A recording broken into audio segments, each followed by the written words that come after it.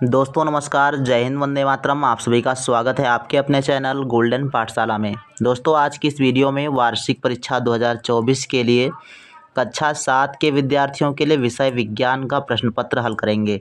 प्यारे बच्चों, ये प्रश्न पत्र है एपीएस सीरीज का। अगर आपके विद्यालय में इस सीरीज का प्रश्न पत्र आता है तो 100% श्योर है यही प्रश्न पत्र आएगा, क्योंकि पिछले वर्ष हमने इसी प्रकार के प्रश्न पत्र डाले थे, वो सारे कई स्कूलों में आए हुए थे। तो अब की बार भी इसी सीरीज का प्रश्न पत्र है और सेम यही प्रश्न पत्र जो है अब की बार भी आने वाला है।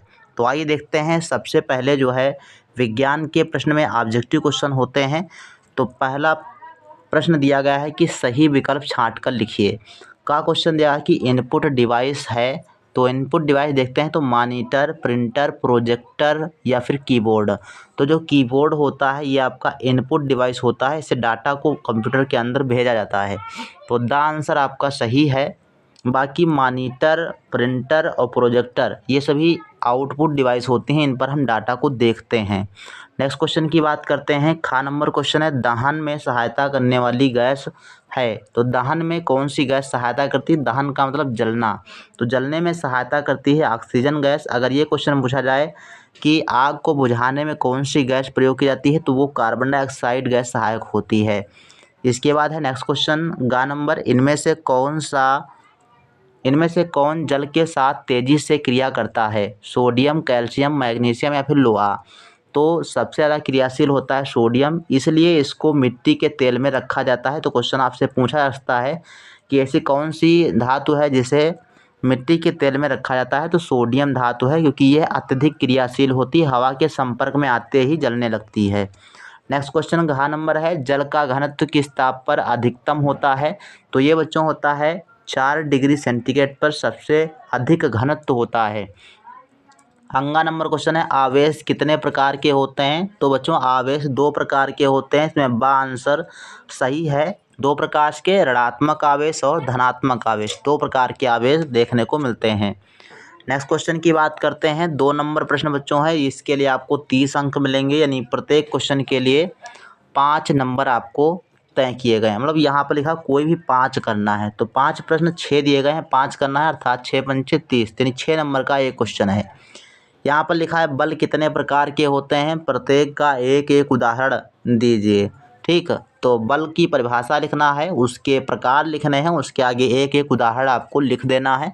किताब से आप दे सकते हैं या फिर आपके कक्षा अध्यापक या विषय अध्यापक ने जैसे लिखवाया है वैसे आप लिख सकते हैं। अगर आप कहेंगे तो आप सभी के लिए इसका एक अलग सेपरेट वीडियो बना दिया जाएगा। खा नंबर क्वेश्चन है, परावर्तन के नियमों को लिखिए। तो परावर्तन के 2 नियम होते हैं, दोनों को आप जो है आसानी से लिख सकते हैं। उत्तल और अवतल दर्पण को गोलीय दर्पण कहते हैं, ये इसका क्या रीजन है ये लिखना है। ऊर्जा रूपांतरण से आप क्या समझते हैं? ध्वनि प्रदूषण के कारण तथा इनके निवारण लिखिए। संचारी अथवा यानी संचारी तथा असंचारी लोग से आप क्या समझते हैं ये लिखना है। तो काफ़ी इम्पोर्टेंट प्रश्न है, आप सभी कर सकते हो। बाकी हम आपको जो यहाँ पर संभव है वो बताने का प्रयास करते हैं। सही मिलान कीजिए। तो यहाँ पर आपको स्तंभ का को स्तंभ खा से मिलाना है, ये 5 हैं और इसके लिए 10 अंक आपको मिलेंगे।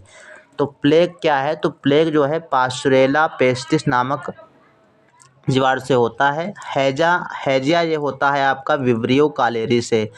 और पोलियो वायरस से होता है, इसमें मिला दीजिए। पेचिस जो होता है वो एंट अमीबा हिस्टोलिटिका नामक जीवाणु से होता है। और चेचक ये वेरियोला वायरस से होता है। तो इस प्रकार से आप इसका मिलान कर सकते हैं। कैसे मिलाएंगे? चेचक को वेरियोला वायरस से, प्लेग को आपको मिलाना है पास्चुरेला पेस्टिस से, हैजा को विब्रियो कालेरी से, पोलियो को पोलियो वायरस, पेचिस को एंटामीबा से और चेचक को वेरियोला वायरस से। ठीक, इस प्रकार से आप इसको मिला दीजिएगा, बिल्कुल सही कंप्लीट हो जाएगा। 4 नंबर क्वेश्चन दिया गया है कि रिक्त स्थानों की पूर्ति कीजिए। इसके लिए आपको 20 अंक मिलेंगे। तो पहला जो प्रश्न दिया गया है, डायरिया को भी कहते हैं। तो डायरिया को अतिसार कहा जाता है, ध्यान रखेंगे, यहाँ पर लिख देंगे अतिसार।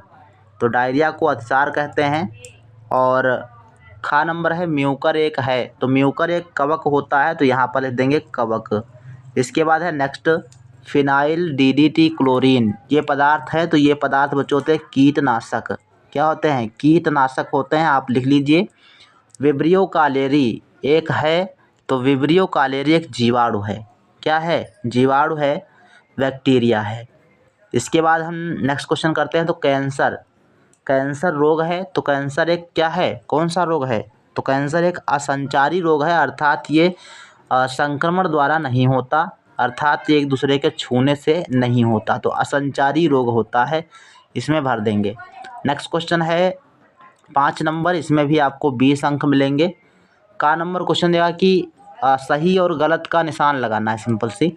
तो आपतित किरण, परावर्तित किरण था अभिलंब एक ही तल में नहीं होते, यहाँ पर अगर नहीं लगा होता तो सही होता, लेकिन ये आपका गलत हो जाएगा, अर्थात ये जो आपतित किरण और परावर्तित किरण था अभिलंब तीनों एक ही तल में होते हैं, यहाँ पर नहीं लिखा है तो गलत हो जाएगा, यहाँ पर निशान लगाएंगे गलत का।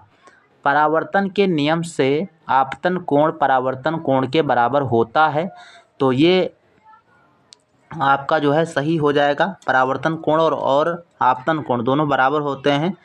और गा नंबर है परावर्तन का नियम सभी प्रकार के दर्पणों के लिए लागू होता है, तो ये गलत है, सभी प्रकार के दर्पण के लिए यूज नहीं होता। इसके बाद है घा नंबर समतल दर्पण द्वारा बने प्रतिबिंब को पर्दे पर लिया जा सकता है, ये भी आपका गलत है।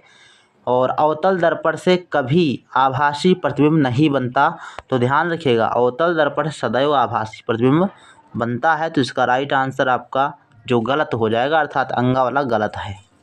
इसके बाद है नेक्स्ट क्वेश्चन 6 नंबर, यदि आपतित किरण व समतल दर्पण के बीच बनने वाला कोण 30 अंश हो तो परावर्तन कोण का मान क्या होगा? ये क्वेश्चन आपको लगा के मैं बताता हूँ। यहाँ पर देखो समझ सकते हो आप, ये मान लो एक समतल दर्पण है, नीचे आपका कलई करा हुआ है, ऊपर से कोई किरण आती है, इसको हम आपतित किरण कहते हैं, वापस जाती है, इसको हम परावर्तित किरण कहते हैं।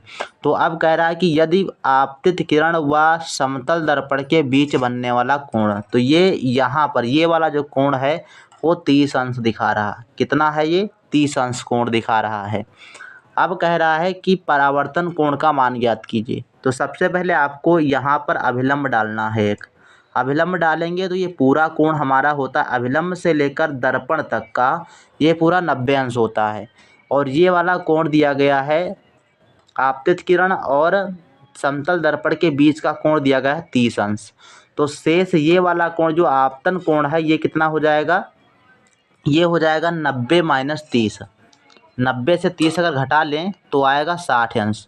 तो ये जो आपका कोण बनेगा यानी आपतन कोण जो बनेगा वो आपका बनेगा 60 अंश। और हम जानते हैं कि आपतन कोण परावर्तन कोण के बराबर होता है, तो 60 अंश आपका हो जाएगा परावर्तन कोण। 60 अंश किसका मान हो जाएगा? परावर्तन कोण का, क्योंकि ये वाला कोण जितना होगा उतना ही कोण ये वाला होगा, तो दोनों कोण बराबर हैं, तो 60 अंश का सही आंसर हो जाएगा। 5 नंबर इस प्रकार से आपको मिल सकते हैं, आप लोग रट के जाइए।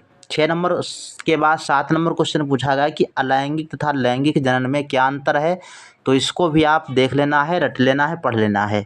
इस प्रकार से ये कंप्लीट होता है विज्ञान का पेपर। इसी प्रकार से और वीडियो देखने के लिए हमारे चैनल को सब्सक्राइब करें, और पुराने बहुत सारे पेपर जो है पड़े हुए हैं उनको भी आप लोग पढ़ लीजिए, क्योंकि उनसे भी आपके क्वेश्चन कभी कभी आ जाते हैं, और सिलेबस का हिस्सा है तो कंपलसरी आपके क्वेश्चन आने वाले हैं, तो आप लोग ज़रूर मेहनत करें, अभी आपके पास काफ़ी टाइम है। और चैनल पर नए हो तो चैनल को सब्सक्राइब करें और बेल आइकन को ज़रूर प्रेस कर लें, ताकि हर वीडियो की नोटिफिकेशन आप तक पहुंचती रही और कोई भी वीडियो आपका मिस ना हो। तो मिलते हैं फिर नेक्स्ट वीडियो में, तब तक के लिए धन्यवाद। जय हिंद, वंदे मातरम।